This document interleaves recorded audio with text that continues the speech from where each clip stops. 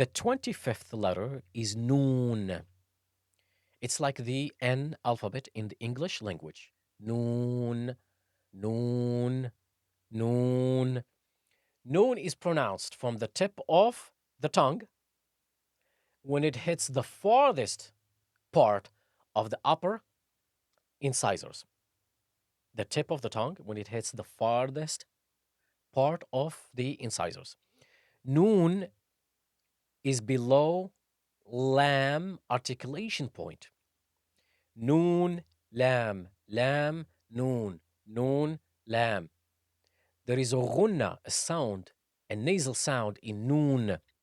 Example, أعوذ بالله من الشيطان الرجيم نون والقلم وما يسطرون.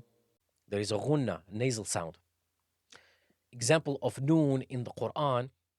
أعوذ بالله من الشيطان الرجيم نور على نور يهدي الله لنوره من يشاء ويضرب الله الأمثال للناس والله بكل شيء عليم.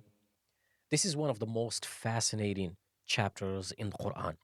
It describes the light of Allah subhanahu wa ta'ala. May Allah subhanahu wa ta'ala grant all of us His light. Ameen.